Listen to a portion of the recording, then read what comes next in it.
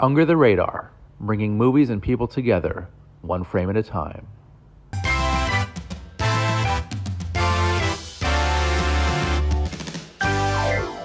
Hey guys, I'm Randy Younger, and this is another episode of Under the Radar, bringing movies and people together, one frame at a time.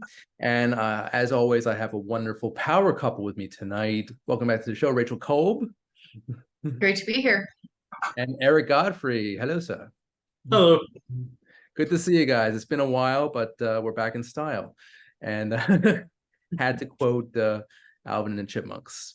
So first off, I just wanted to mention how great this past weekend was for me particularly, and I'm assuming for you guys as well. But for me, at the Cinema Arts Center in Huntington, Long Island, they had a zombie movie marathon, which was one of the greatest nights of my life. It started at 8 p.m. and ended until it ended around 5 in the morning. And wow. Yeah, and the turnout was actually pretty great. There was maybe close to 100 people in the auditorium, and most of them stayed for all 5 films. Wow. And yeah, so here's the lineup. It was Army of Darkness celebrating its 30th anniversary. Good choice. Friday the 13th Part 7, The New Blood. Okay. And that was celebrating its 35th anniversary. And this next film was amazing. I mean, I was blown away, but Reanimator, I don't know if you guys have seen it. I've never seen it, but I know of it. It's ridiculous. It's basically like a modern day Frankenstein story. Basically like a crazy scientist who's basically cheating death by creating a serum to inject into dead bodies to reanimate them. And it was hilarious. It was disgusting. Some of the best practical effects I've seen. It's from 1985, year I was born. And yeah, it was just a really fun ride. So I highly recommend Reanimator, guys. Awesome.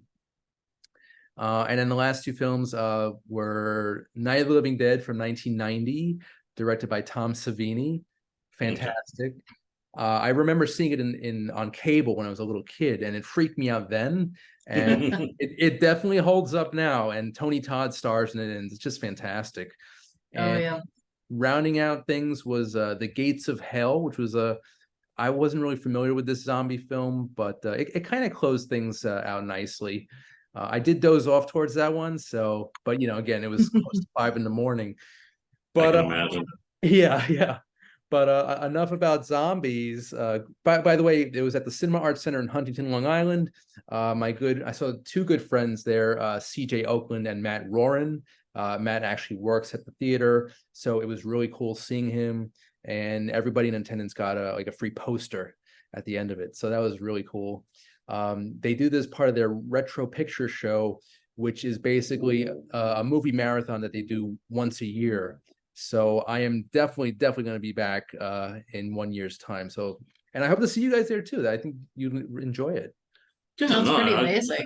I don't know if I would have been able to make it for the full thing without passing out, but I definitely would have enjoyed a few of those. Yeah. Basically, we had a lot of Coca-Cola with us, a lot of caffeine, so we were good.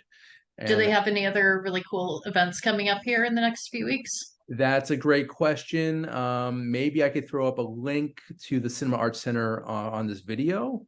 But yeah, I'm a little movied out in terms of Cinema Arts Center offering. I can absolutely imagine. Yeah. I mean, I'm not complaining. It was just a lot. It was awesome though. But yeah, it's a great theater, and if you're in the Long Island area, I highly recommend it. So that's cool. So that was Saturday night into Sunday morning, well into Sunday morning. Sunday was actually National Cinema Day, and I was so tired the next day. I only got to see the film we're going to be reviewing tonight, which is Strays. I wanted to watch a few more, but I don't know if you guys celebrated Cinema Day. Did you do anything fun for it? We did not get out to the theater, unfortunately, for National Cinema Day, but we did celebrate the day after, also by going to see Strays. So Perfect. Yeah. Perfect. Just sadly, with the way life was, we didn't really have a chance to go enjoy the perks. Yeah, I will say Yeah. that on Friday I did see a very sweet sight at the donut shop. Two little girls came in.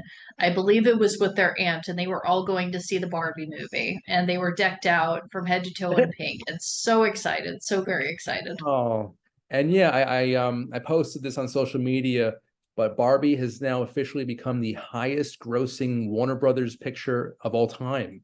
Yep. That's craziness. It beat out the final installment of Harry Potter. Yep. So kudos to Barbie and Warner Brothers. The untapped market of the Barbie. Yeah, who knew? So, all right, guys. So National Cinema Day. I'm hoping this will be. I'm assuming it's going to be an annual tradition. And for those who are not aware of it, it's basically $4 movie tickets pretty much across the country. And most of the participating theaters, Regal, even the smaller ones, like the one I went to for Strays was at Kew Garden Cinema, which is basically an art house theater. So it's really cool to see that everybody was like kind of getting involved with this, holiday, quote unquote holiday.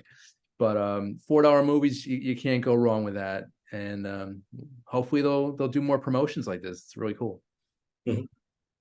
So, okay, guys, without further ado, why don't we get into our first review, which is Strays, the ridiculous and new comedy with talking dogs, with CGI'd mouths moving to the dialogue. I've been talking about this movie for months, ever since I saw the Red Band trailer, and it is utterly ridiculous. You've got Will Ferrell as Reggie, a really sweet dog who is abused by his owner, played by Will Forte. He basically gets abandoned and tries to go back to his owner, but along the way he finds out, maybe he wants to get revenge instead. And along this journey, he meets Bug, who is played by Jamie Foxx, among a group of two other adorable dogs who all have different voice talent behind them. Most notably, we've got Isla Fisher and Randall Park. And throughout most of the movie, I was trying to figure out who these voices were without cheating. And I think everyone did a very good job with the voices. This movie's utterly ridiculous. It's raunchy. It's fun. I wouldn't say it's hilarious, but it's serviceable. It is very funny. It's not a great. It has some very funny moments in it. Yes, but yes. yeah. I wouldn't say it's as consistently funny throughout as maybe I hoped. Yeah, I was expecting a little bit more, but it served its purpose basically. Eric, what were your first impressions of this film? My thoughts on it, I thought it was funny. I really enjoyed it because the thing is, I was just chuckling the whole time because that's the thing. The movie just made me chuckle. Yeah. Like it was all these little jokes, all these little moments, and then there were definitely a few moments that actually made me just bust out laughing. Yeah. And especially the ending, which, not to give anything away, but so I think it's a great satire of all the cutesy dog movies like Milo and Otis and Homeward Bound and all these other ones. Dog's and Purpose. Dog's Purpose, yeah, Marley, Mia. So taking the whole let's put a star narrating a dog over. And I think it was a great send up of that whole genre. Yeah, and also Beverly Hills Chihuahua, which yeah. coincidentally enough, I ended up watching today for the first time because I thought, well, this seems appropriate considering what we're reviewing tonight. So it's ridiculous, and like I said, when I wasn't, they had a few just genuine gut laughs, but most of the time it was just good. It was just good chuckles, which is fine. It had me laughing and smiling the whole time, so I can't complain. Yeah, I mean, and the raunchiness of it all, it kind of reminded me of maybe a Farrelly Brothers production almost. Yeah, I could definitely see that. Like you can just picture two humans in this type of story, but back in the 90s, like a Dumb and Dumber. Yeah, exactly. Yeah. So it worked well. Since I did see this on National Cinema Day, I think a couple of parents brought their kids to it, mistakenly thinking it was a family. Oh. Yeah. Nope, it is not a family movie in any way, shape, or Yeah, form. these parents really did not know what they were doing, but maybe it's a good way to introduce kids to profanity and tell them not to say these words. I don't know. I feel like the But, R rating should have been a warning at the door. yeah, yeah. So that was an interesting feature of the weekend. But yeah, I thought Randall Park was hilarious. Mhm. Isla Fisher was perfect. Um, I actually wanted to see more of Will Forte, like his point of view would have been interesting as this like totally awful human being. He's the owner of Reggie, the main character dog. But I think yeah, very very funny performance from him. Maybe a career best. I dare say. I don't I know. think I think he has to be one of the worst villains in any movie this year, and that's saying something because Guardians of the Galaxy 3 came out this year, and that movie has someone that is also similarly torturing and quote unquote kicking the dog, um, or in raccoon in that case. But yeah, there Oh, I feel like I was actually happy with how much Will Forte was in the movie because there was enough that was dropped about his character, like throwaway lines about how close he could live next to a school. That I was like, okay, we get who this character is. We don't do I need to hear his perspective? Probably not. yeah, yeah, agreed. Probably so far the worst villain in any movie of this year. I totally agree with Yes. that. I also want to touch on the producers, well, two of the producers anyway, Phil Lord and Christopher Miller, I who, was very surprised when I saw their names pop up at the end. yeah, so Eric, I know you're familiar with their work. Mhm. I'm just going to read off a couple of the titles that they're involved with. Cloudy with a Chance of Meatballs, the Lego Movie, the Mhm. 21 Jump Street movies, and Spider-Man Into the Spider-Verse. And I'm assuming they did the last one, right, Eric? Oh Yep. yeah, they did it across. No, Yeah, I mean Lord and Miller are one of those two. You slap their name on it, I'm gold on that. And I yeah. feel like this was kind of a throwback to when they kind of got their start doing much more raunchier, like 21, 21 Jump 21 and Street, yeah. 22 Jump Mhm. Street. I Yeah. think this was kind of more cut from that vein as them as executive producer, Yeah. which is fine because both those movies were hysterical. Yeah, and I would say that like on the spectrum of their movies, I would say that this is on the lower end, and that's not necessarily, a terrible thing. Well, Not everything can be a and winner, then but they only produced this one, so yeah, this was Yeah. yeah. this isn't like whereas 21 and Mhm. 22 they were at the helm of those. Right. This one they were just in the They didn't write or direct it, but they right definitely because I think it was the American Vandal team, right? Yeah, the American Vandal team. Yeah. If you've seen the show American Vandal on Netflix, it ran for 2 seasons, and it's a fake documentary show.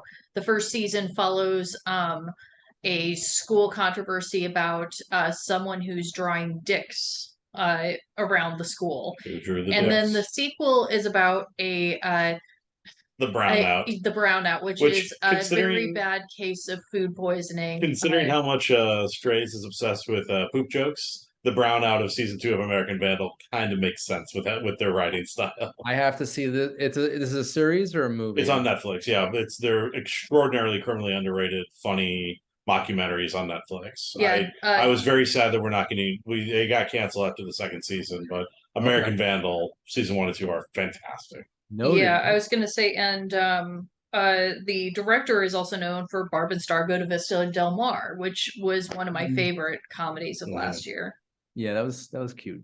or I guess 2 years ago, technically. Yeah. So yeah, Nice. Yeah, so I mean, you got a lot of star power. You've got some great talent behind the scenes here. So yeah, I mean, given all the talent involved, I was a little disappointed with what we got. But Mhm. I was still entertained. It's a perfect shut your brain type of movie. Shut off your brain and just enjoy it. So, Mhm. would you guys recommend this to others, Rachel? I would recommend it if I, for example, my sister-in-law, I told her not to see it because there's a sequence involving a lot of dead animals. Uh, Um, and They don't know and anything and about that. for that reason, I was like, this movie is not for you. But I would say if you enjoy kind of raunchier humor, if you have a past of like having watched movies like Homeward Bound and Dog's Purpose, all those sorts of movies, and you have a sense of humor about it, I think that you would enjoy it. I also think that this is a perfect like Saturday morning streaming movie. This is not one that you need to see in the theaters, I No, think. agreed. I personally like I think it's the perfect sort of watch at home movie. Mhm. And Yeah. it's kind of a one and done. You won't really catch any new jokes or anything new on repeat watchings, but it's still very fun. Yeah, I don't even know if they're gonna. I mean, you know, the trend of Hollywood these days is churning out sequel after sequel. So I think a sequel is in the making here. I don't think it's necessary, but I have a strong feeling that we'll get a Strays 2, back from the pound or something, something like that. But by the way, is Dobby around tonight? I haven't. Oh, Yes. he is. Like Alright. he could not attend Strays with us, but he did watch the second movie for Oh, tonight. perfect. Um, Hello. Hey, You're Dobby. a good boy. yes, he's And a very good boy. And I think that's a perfect segue into our next film. And this is our retro review, 30th anniversary of this film, Homeward Bound, The Incredible Journey, which is based on the film, the other Disney film from the 60s, which is also an adaptation of the book. And, you know, this film, I rewatched it yesterday. It's so endearing. It's so sweet. It's just a beautiful, simple story of two dogs and a cat trying to get home. They're basically, you know, they sort of run away, and then they're stuck in the wilderness, and they have to find their way back to their owners, to their home. You've got Michael J. Fox as Chance. You have Donna Michi as Shadow, and Sally Field as Sassy. And together, the three of these, this is some of the best voice acting I've ever heard. And it's just, like I said, very endearing. They get into these like random adventures in the wilderness. You know, they just want to get back to their owners, those who love them and those who they love as well. And I think I saw this for the first time when I was really young, and you know, I liked it then, but you know what? As an adult now, I think I like it even more. And part of that reason, actually a strong part of the reason, is the score by Bruce Broughton. Mhm. One of the Mhm. most beautiful themes I've ever heard, and it's just so fitting for these three animals just trying to get home.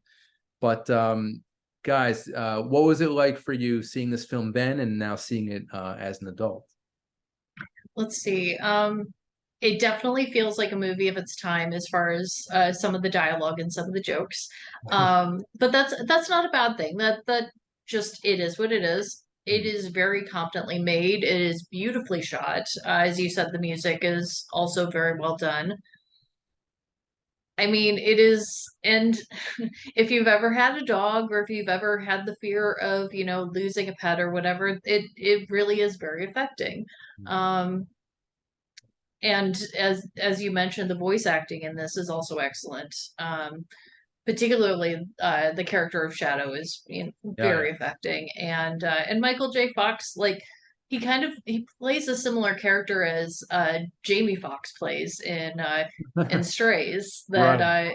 That sort of character that has seen it all and done it all, and that has seen the darker side of pet ownership, that has been to the pound, as he says many times in the movie. And has a little bit more of a cynical, jaded view of pet ownership, Hmm. and ends up kind of coming around to the idea of family by the end of it. Which it's interesting that Strays also kind of comes around to that idea, but also comes around to the idea of having some independence and caring about yourself in a positive way, not like in a selfish way, but in a like sort of like a self-care type way.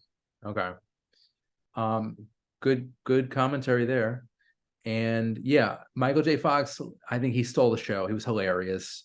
Mm-hmm. And yeah, also I also wanted to, I didn't want to leave out the human cast here. Robert Hayes as the dad here, and Kim Greist. She was in Brazil, one of my favorite sci-fi movies. It's just weird seeing her in this. Like, okay. And and the kid actors were okay, you know, they again served their purpose. They were kind of, you know, syrupy and sweet. Mm-hmm. And But then you have Jean Smart yeah, playing the ranch owner. totally wasted. I would have liked to have seen a little more of her because she's a Oh yeah. fantastic actress. She's great. Mhm. If not a little bit careless with that note, but but whatever. She did her best. Yeah, this movie is so sweet. Perfect for a family. Totally not Strays. Kind of like the total polar opposite here. And Yeah. Which is so funny because there are scenes in Strays that after watching Homeward Bound, after having seen Strays, we picked up on certain references, like the Birdwatcher reference. That yeah, there's a scene involving a bird watcher that, ends up in the case of Homeward Bound, actually ends up rescuing one of the pets. right. But in the case of in Strays, it's bird watching. Yeah. And I wonder, was that a spoiler right there or no? I would say so, because Okay. that is the funniest part. That was the part of Strays that had me like doubled over my Yeah. seat. Like I was almost crying. I was laughing so hard. So random, so unexpected, but really cool to see him. And Mhm. am I wrong? But has Dennis Quaid voiced a dog previously? I want to say yes, but I can't. No, point to he it. was a human character in A Dog's Purpose. Okay. He was Okay. he was the dog owner in that. Nice. Yeah, and I actually, in doing some research for this, I actually went back and watched the 1963 Incredible Journey, and this movie is, it towers over that. that plus there was no narration by the dogs. It was just narration of Rex Allen. It would have been cool to have the dogs, narrated like they did in the 1993 movie, but it was the 60s. I don't know. I guess they didn't have the technology back then. I haven't read the book. I don't know if either of you have read the best we could do animals talking back then was Mr. Ed, where you just have a horse. Yeah. And some peanut butter. Yes, put some peanut butter in the gums. We're like, oh, Wilbur. So we weren't at the talking dog, the babe technology yet. So. Right. That was 20, 25 years later. Yeah. We needed to be more advanced in our animal technology. Yes.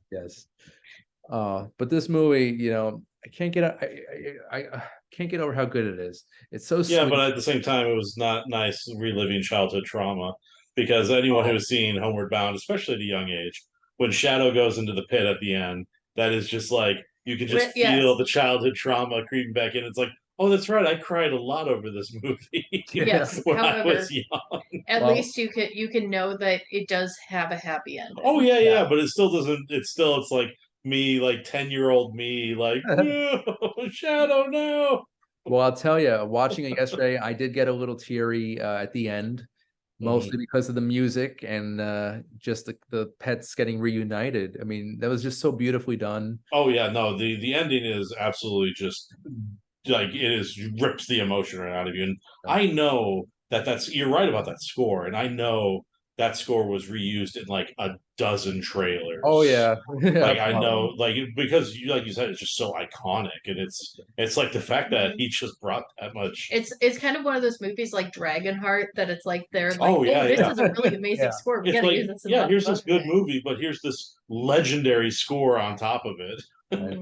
Also, Dennis Quaid. There's 7 degrees of Dennis Quaid through Dragonheart. It's all connected. But we may have to need to rewatch Dragonheart. I have not seen that. We may need to do an episode devoted just to film scores, because there are so many great. You guys know me in scores. I'm kind of a nut when it comes to that. Well, I'll look for any excuse to watch Dragonheart again, because I'd be interested to see how I feel about it after all this time, because I loved it as a kid. Right, not the sequels though. No, never saw the sequels. And speaking of sequels, Homeward Bound 2, Lost in San Francisco. One of the worst movies I think I've ever seen in my life. It's just I love that it followed the Home Alone thing. Home Alone. Oh, you're on your own. Well, Home Alone 2. Let's just put him in the city. Okay, fine. Why not?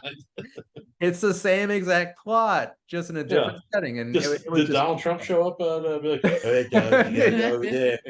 That would have been looking for you."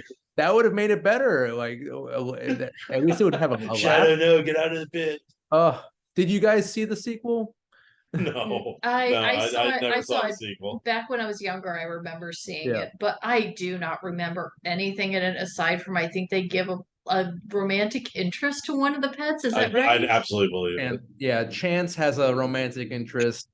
I forget the actress who plays Yeah. the but Man. it was just very sloppy, and you can tell they just wanted to recapture the magic, Yeah. but it was just so bad. Trying to find out. Well, it's the problem of Homeward Bound is lightning in a bottle. Yeah, That's it. You can't really. We got lost again, guys. Let's do it yeah. all over again. But it actually, I mean, the budget for the sequel must have been a lot higher because they did have some really, they beefed up the voice cast. You got Ralph Waite, Waite, he actually replaced Don Amici as Shadow because Don Amici actually died after filming the first one, unfortunately. Tisha Campbell Martin, Adam Goldberg was a young Adam Goldberg. That was random.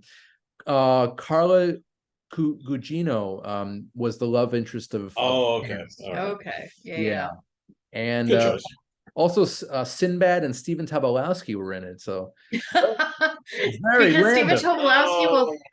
I love Stephen Tobolowsky so much. He will also show up for anything. I say both of those like together. That he's such a great actor. I always enjoy seeing him. He will also show up for just the most random projects. I know. And I'll tell you, one of the best interviews I ever did. He was just a total class act. And that was a lot of fun. But yeah, if you guys, for some reason, feel inclined to see Homeward Bound 2 Lost in San Francisco, I would advise against it unless you're super curious. I was going to I say think we did. saw a clip of it when it was on because Disney Yeah. Plus cut to it, and I think there was like a clip they showed They us the did, trailer. yeah, they did have a trailer for the movie on there, but they did have a clip from the movie involving them escaping out of the baggage and like running up the conveyor belt and stuff and through the airport. Yeah. But no, we did watch Beverly Hills Chihuahua, which also weirdly had a lot of connections to Strays as well. Also, question: is Beverly Hills Chihuahua better or worse than Homeward Bound 2? Well, I'll do you one better. Cats and Dogs. Have you seen that one? No. I think Homeward Bound was kind of my limit on talking animal adventure movies. One very funny thing I will point out about Beverly Hills Chihuahua, and then I promise I will let you go about Beverly Hills Chihuahua. Right. There are 2 actors in that movie that were recently in Academy Award Best Picture, not actually winning films because from Coda, the music teacher in Coda is in it, and Jamie Lee Curtis is in it as the dog owner. That's hilarious.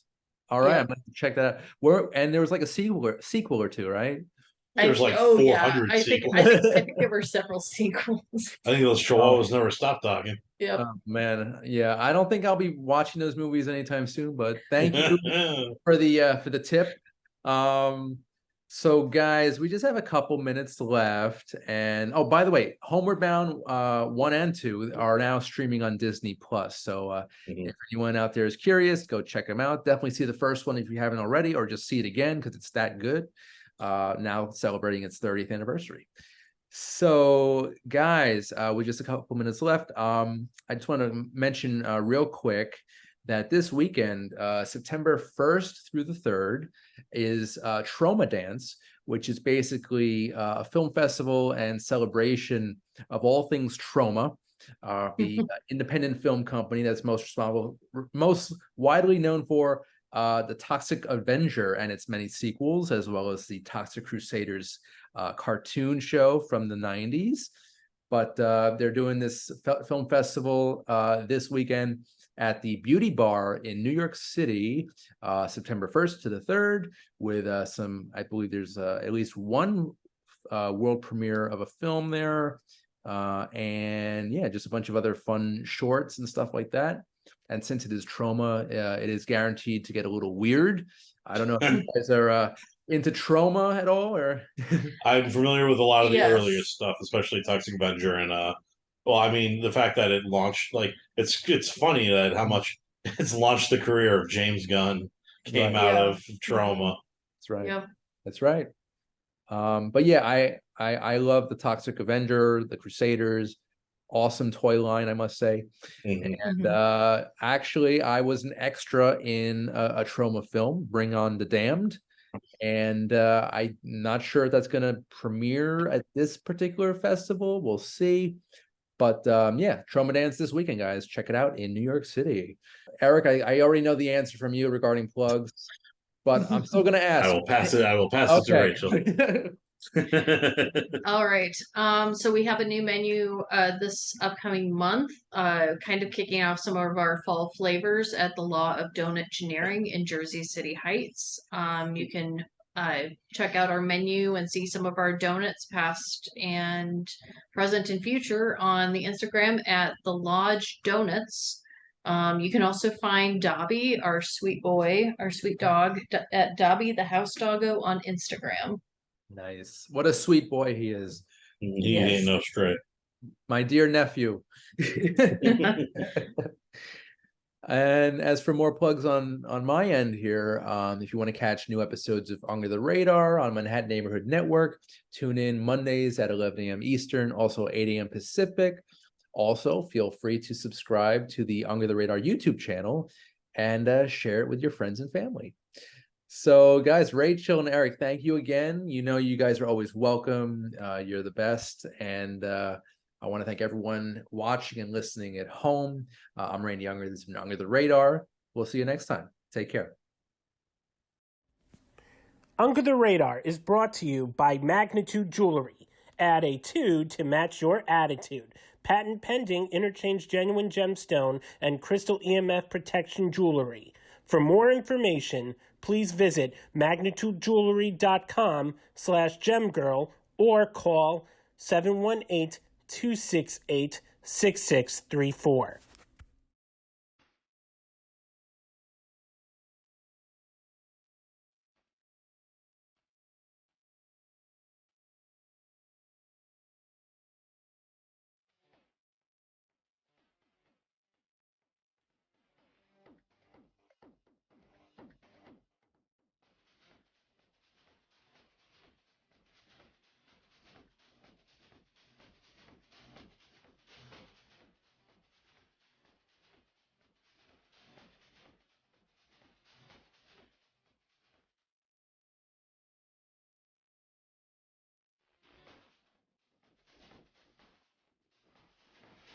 Hey guys, I'm Randy Younger, and this is a very special edition of Under the Radar, bringing movies and people together one frame at a time. And with me right now, fresh off of the Tribeca Festival, is writer, director, actor, Mr. Barret O'Brien. Barret, welcome to the show. Thank you, Randy. I am so happy to be here. Yeah, that's great. So Tribeca, still pretty fresh in everyone's minds. What was your festival like this year?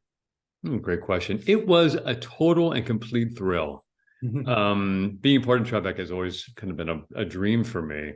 And to be part of this now showcase that they're doing, which is a fairly new portion of their festival, a couple of years in the making now, where they show episodic television, I felt like an extra treat because we felt like the fresh, young, who are these kind of people here?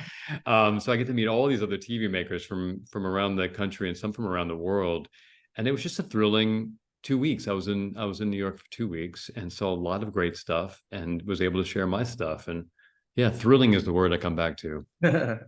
Well, anything thrilling that's a positive. So yes, I totally. That's right. It was a very a jam-packed festival. I'm still kind of riding the high, and it could get a little overwhelming at times. I've been covering the festival since 2017, and it never gets boring or new. I mean, it just feels like it's fresh every year.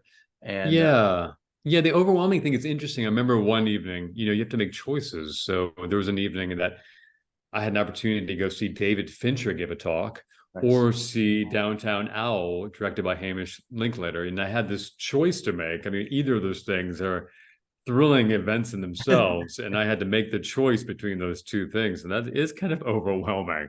I think that was a rejected script idea for Sophie's Choice, actually. That's right. So your new series, it is a TV show. It is called The Long, Long Night, and it is quirky, it is weird, it is dark, it is amazing. And you are in it, you're acting in it, as well as directing and writing. But you are in the show with longtime friend Mr. Mark Duplass. I know you've known Mark since kindergarten, I read. What is it like working with such a longtime friend? It is all the things that happens when you're so close to someone. So fun, so meaningful, and then also hard, because you when you're in the working world, you're also like, where's the line of our friendship, and where's the line of our collaboration? Because not only is he my co-actor, but he's one of my executive producers on the show. Him and his brother Jay, and Mel Island, the president of the company Duplass Brothers. So the 2 years that we've been working on the series, because what we did, Randy, as opposed to shooting one episode pilot, we shot the whole first series, 6 episodes, with the idea of bringing the whole first season to a platform or a TV network and saying, you can have this whole show. We felt that this would give us a little more creative control and maybe be a kind of exciting new paradigm for how we can present TV to the world. So having him be not only my co-star in just about every scene we're in together, also to be an executive producer and someone who makes art in a way that I very much admire and look up to as a mentor. And then just to be a buddy who I go camping with a lot. It was interesting. So sometimes we'd have to say, which hat are we wearing right now? So I'd say wonderful, fun, challenging, confusing at times, but ultimately very productive. Okay. Yeah, because for my show, I usually have buddies come on and review movies with, and it's always fun, but there's a certain level of professionalism that stops at friendship. It's like a weird kind of it intersects sometimes. And that's where I live, basically. I love that intersection. It makes me thrive professionally and personally too. So I love that. Yeah, it makes me thrive. I feel I know that Mark and I pushed each other to thrive professionally. I approached the show as a director in a very theatrical way. I'm from a theater background. I've made my living as a theater actor for decades. Mark obviously started out in film and is this, very successful film actor. So he was excited to meet me in my world. So we actually rehearsed a lot of the series like a play. We came in to the first day of shooting, having rehearsed for about 3 weeks, have off book with blocking, which isn't common. So we lit 360, this one of our main set pieces, and we had a lot of room to do long takes because we could. And the 2 cameras that were going knew our blocking because we had rehearsed it like a play. And Mark was excited to step into this world of, theater. And just like I was excited to move into this world of film. So yeah, we pushed each other to thrive professionally in a way that was vice versa on both of us. It was really fun. It definitely shines through. So obviously a theater background. Now you're in film and TV, in the film and TV realm here with The Long, Long Night. What type of challenges can you compare the theater world to the film world? Are there parallels there? If you produce a play and say here, our biggest theater here at Oregon Shakespeare Festival, where I've worked for 7 years, is 1,200 seats, which is a pretty big theater in, terms of live theater. When you have 1,200 people, you feel like you've knocked it out of the park. Now, Randy, if you make a television show and 1,200 people watch it, you have failed miserably.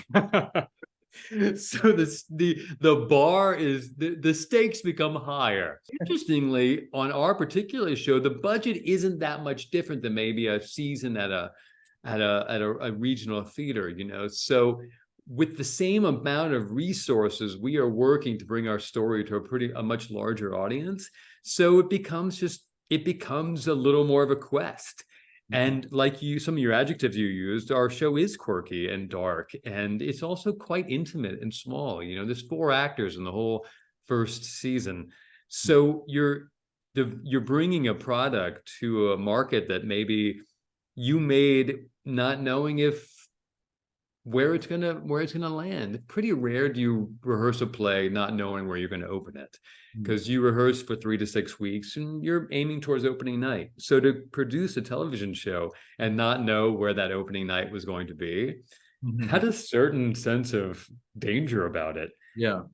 So going back to our first thing we talked about, so the fact that the first audiences that saw it was at Tribeca Festival was absolutely just the most perfect place to launch it, and what was such an honor.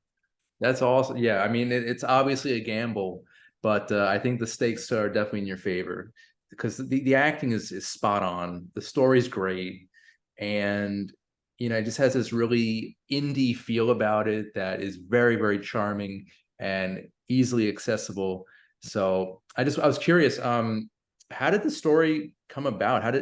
What was the genesis of this project? The genesis is interesting. Mark and Jay had reached out to me a couple of years ago to pitch them some ideas. Mark and the Duplass brothers production company in general, one of their great superpowers is they seek out new voices. They're constantly seeking out new voices, and they're producing these types of television, movies, books in some cases, that they're looking for stories, they're looking for voices. And they graciously have kept up with my plays over the years, and they've always come and seen my plays that I've written, and they've seen something in my voice, and they gave me a shot. They're like, well, will you pitch us some things in our world, pitch us some movie and television ideas? So I pitched them the basis of what The Long Long Night is about. And there wasn't quite an opening for it at the time. And so they're like, we're not going to do it right now, but thank you for your time. A couple of years went by, and then COVID hit. And all of a sudden they had a little more space to do something small. And my idea fit in that. And all of a sudden my idea re-popped out of the soil, kind of like one of those plants that you planted last spring and then you thought died over the winter and all of a sudden pops up the next spring. And Mark reached back out. He's like, I'm thinking about your idea. Are you still interested? I said, very much. So went back to the writing table, and with Mark's keen eye as a dramaturg, we wrote the first season, and with the idea of like, this is a story we can do during COVID. And we did it during the thick of COVID. I mean, we were in the time when in LA, it was something ridiculous, like 30% of the population had COVID. So we were, all the crew was double masked. Everybody had to have at least 2 jobs on set. Otherwise, we just couldn't have that many people in the room. So our sound engineer was also holding the boom. Our cinematographer was also our editor. Our B camera person was also our DIT. Obviously, I was writer, director, actor. The idea was like, how can we get through this healthfully? Right. And I think it really served the show, because to use the word intimate again, it became this very intimate story.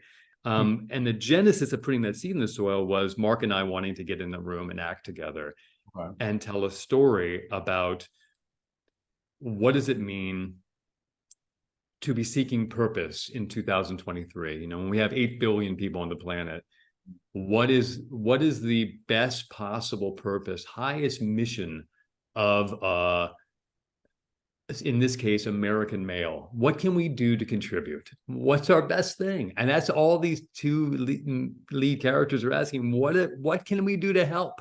And that's the genesis of the story. What can we possibly do to help? So that's where that question begot the whole series. Gotcha. Yeah, and going back to COVID, it definitely was a blessing and a curse, more of a curse, but a lot of good did come out of it, like your artful eye and Zoom, actually. So, like I would not have utilized or even known about Zoom had it not been for COVID. So yeah, this is actually pretty a plus in that respect. I love that. Yeah, there's a great thinker named Paul Hawken, who's an environmental activist and nature thinker and published author and many other things. But he talks about climate change, some of the things that are happening on the planet, as opposed to why is this happening to us? He rephrases it, why is this happening for us? So anytime something comes up like COVID or some of the major social justice issues that's happening on our planet right now, and then obviously the major environmental movements that are happening on our planet, as opposed to why is this happening to us? Yeah. Why is this happening for us? What's the opportunity here to elevate as a species? I like that. Me too. I love that. That's awesome. Yeah. You gotta flip the way you think sometimes, especially when it's like really, harmful things in the world. Try to just reverse your thinking a little bit and kind of look at the bright side if there is one. So I think one of my favorite quotes is from Stephen Hawking. Where there is life, there is hope. So where there's life, there's hope. Very simple, I love that. Where there's life, there's hope. That's it. That's it. Boy, I agree. It makes me think of those cracks in the sidewalk. You're like, oh, this whole place has been paved over, and you see this crack, and out of this crack, somehow this strange, gnarly flower grows out, and you're like, how did that happen? But where there is life, there is hope. Did you ever see Joe versus Volcano, Tom Hanks? Back in the day, for certain, but I don't recall it. There's a scene where he's totally miserable with his life, going to this dreadful job, and he's walking towards the factory where he works, and he sees a little flower just in a cracked sidewalk, and it's like it's been crushed by someone's shoe, but he takes it and he tries to basically reassemble it and try to make it upright again, and so that you just reminded me of that scene. I love that reference, and I wish Mark were here because I know that's one of Mark's favorite movies. Oh, really? His Keystone movie. So you guys could have a great connection on that moment. That's cool. Yeah, nice reference. My mission as a writer is to just take on some of these big questions because I love philosophy. I love spiritual books. I read a lot of nonfiction. And I just get really entranced with ideas. And to take one or two larger ideas than I'm capable of wrapping my mind around and use them as a premise for narrative.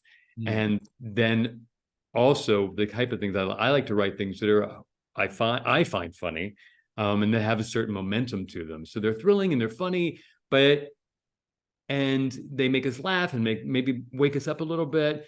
But then maybe somewhere in the bedrock of it, there's some interesting philosophical questions. That's my mission as a writer. And when I succeed, I'm happy. And when I fail, at least I know there was a solid mission attached to it. Yeah, I mean, you're not just entertaining the masses. You want to deliver a strong, clear message.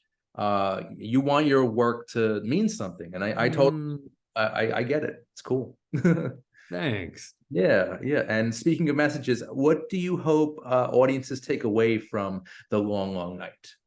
In general, with any piece of art someone witnesses, a piece of dance, a piece of poetry or painting, I always want that human being to walk away wanting to be just a little kinder. Just a little kinder, just a little gentler. Kinder and gentler are the words that I always want. Just wanting to maybe somehow the laughter or the catharsis or seeing other people making big mistakes and being okay somehow softens the heart. Somehow you go out and do something very small that's just kind and slightly gentler than the day before, gentler on the earth, gentler on the animals around you, gentler on your family and your friends. That would be my absolute ultimate thing. Yes. Whether someone watches, whether that's at the end of episode 1 or the episode 6, be like, wow, I want to be a little blah, blah, blah.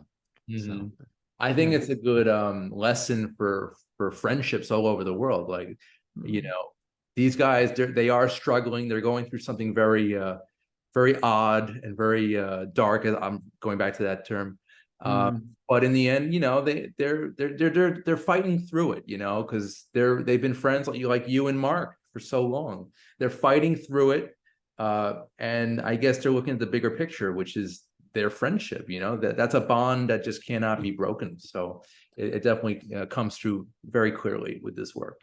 Oh, I'm glad to hear that. Yeah. Their love of each other, having known each other for so many decades, is really a thrill to be inside of, Mm. because it holds them together no matter how wild the situation gets.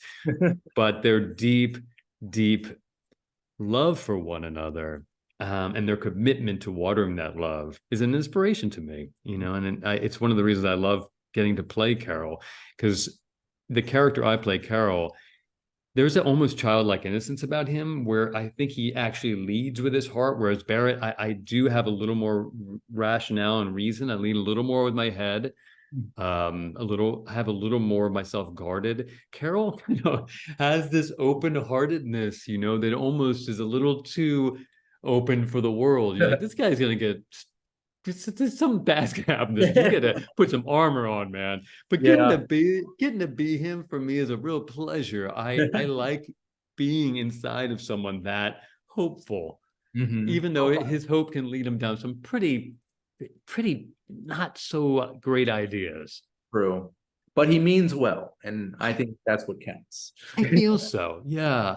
And most of the time, his plans really end up only hurting him. I don't think he's causing an extreme amount of damage to the people around him. Maybe a couple, but not extreme. Yeah, it's true. So, writer, director, actor, is there one hat you like to wear more than the others, or are they all kind of the same to you? I love acting. I've been, my parents ran a theater growing up, so I've been acting since I was 4. There's a certain freedom I feel in acting. One of the great things about acting, especially when you're hired onto someone else's project, is you just get to show up. You show up on day one, and there's like costumes and sets, and you've got first ACs pulling focus. You've got someone that lined up catering. You get all this food. It's quite luxurious. I mean, not all acting's, but sometimes it's quite luxurious. Being a director, you don't get any time off, at least at my level. I mean, there are directors, I'm sure, that show up and all that's done and they don't have to, but to never be able to turn off, never take a break, never be like, oh, my job's done for the day. I find that incredibly taxing. I'm honored to do it when I've had the chance, but the just sheer joy of acting is kind of incomparable. Writing for me is a practice. Yeah. The solitary elements of writing I adore. I'm also a poet, and the thing about writing is I would, of the 3, I would write even if I was on the desert island and I had no hope of ever seeing another human being again. That's something I would just do forever. I doubt that I'd get up and learn a monologue if I was Tom Hanks in Castaway and just do a monologue for my volleyball, but I would still write poems, even on an island. So it's a different type of passion for writing, one that's so deeply meaningful to me. And, when I think about being in a lineage of people like Maya Angelou or Ralph Waldo Emerson, or people that have put ink to paper, just being of that lineage and craft, there's a certain thrill to it. Even if you write something that no one's ever going to read, putting a word to a piece of paper, it is so entrenched in history and thrill that it borders on the sacred. I totally agree with that. Being a very solitary activity, I would even call it therapeutic, because aside from my film reviews, I did start writing a short film screenplay, and it was mostly just for fun. I don't know if it's ever going to see the light of day, if anyone's going to read it, but it's for me. It was like just an exercise for my own personal growth and well-being, and it was just it was very therapeutic, and it really helped me. So yeah, I totally agree. If I were on a desert island, writing would probably be a major activity for me too. I love that question, Randy. So when you write, like the things that I've gotten to read on your site, Yeah. Do you write by hand first? Do you go right to the typewriter? Do you do audio into a dictaphone? What's your first part of your process? Because I like your writing a lot. I find it very deep, and I love the way you look at movies. So I'm interested in how you take your first instincts to the page. Right. All right, so obviously with a film review, see the movie. It's number one. And I like to just kind of digest it for maybe like a day. And then I kind of just, I don't, it's really just a stream of conscious type of thing. You know, I kind of just, when I'm in front of the screen, I just start, you know, hammering away at the keys, and whatever I have, I'll look back at it and fix it up, clean it up. But like, again, with my screenplay, I really just like, I write it all out. I have these scenes in my head. I have these film review points I want to make, and it's really all in my head. And I just kind of just type it away, and then go back later on and just, you know, refine it. It's, you know, honestly, I don't write as much as I do my broadcast stuff. So, but when I do write, it really comes from the heart. Definitely. I was curious about your workshop, Finding Our Tales. I was hoping you could just speak a little bit about that. I started a storytelling workshop for people that wanted to tell their story but don't have access to formal training. So what you and I were just talking about, of how do I take these ideas and these thoughts and these sensations and put them into some sort of shareable form. So my mission was, and I started with kids, but I've now done workshops with people of all ages. We come in for a weekend and we go to what wakes you up in the morning. What questions do you have? What wakes you up in the middle of the night when you can't sleep? Where were you born?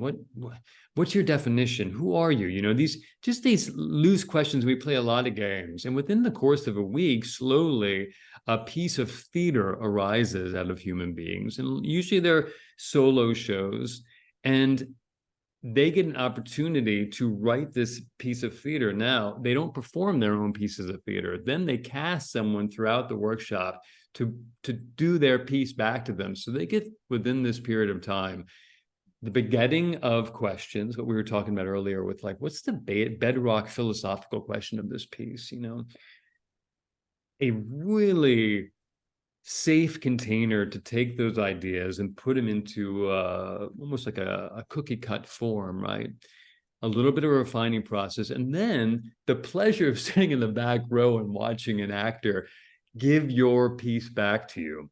And then you walk out with this small piece of theater that you created. And the thing about it, especially when you're working with someone, you know, 12, 13, 14, who've never done this, once they have that piece of theater, that 2-page piece of theater, they can never say, I've never written a play. They can never say that again. They walk out having written a play, and some part of their subconscious now knows, I can write a play.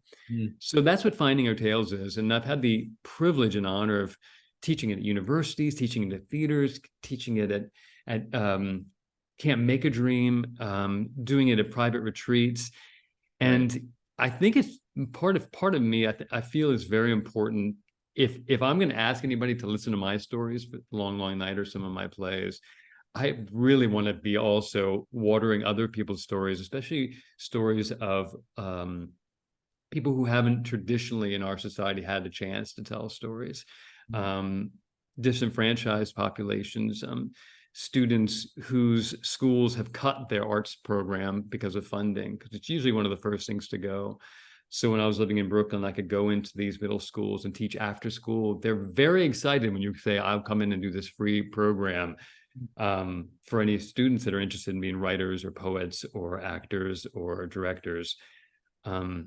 So I encourage anybody who has a platform of privilege to tell their stories to, like, well, where's your opportunity to give back? So I encourage that, and I take my own encouragement and go in. And I tell you, it may sound like I'm doing this wonderful thing, but I get so much out of it. It is so thrilling. It warms my heart so much. Now, since the film just premiered at Tribeca, how could people see the series now? They can't. Yeah. All right. I like the honesty. Yeah, we have to wait. There's a great trailer up on the Tribeca site. So, you know, the only thing I have that is available right now is watching this trailer, which is on Tribeca Festival site. But other than that, we're in a holding pattern. It's an interesting time in cinematic history because of the WGA strike. You know, we want to be in solidarity with the writers. So selling a show right now, even though our show was written before the strike, there's just a lot of sensitivity, being sensitive to those writers right now who are putting themselves in the line. So it's a little unprecedented. Not that strikes are unprecedented, but right now having a film festival and, you know, placing projects during an active writer strike, it takes sensitivity. So I don't know the exact answer, but that being said, I hope to a listener, a quick Google search in the coming months will say, oh, look, it's on such and such network, and then you can watch it. Sounds good. Awesome. Yeah. Barret O'Brien, thank you so much for your time tonight. This was amazing. You're amazing. Keep doing what you're doing because it's all great. And yeah, the long night was fantastic, and all the luck to you with this lovely series. Thank you so much. What a pleasure, a true pleasure talking to you. Thank you. Likewise. So, guys, I'm Randy Unger. This has been Under the Radar, bringing movies and people together one frame at a time. We'll see you next time. Take care.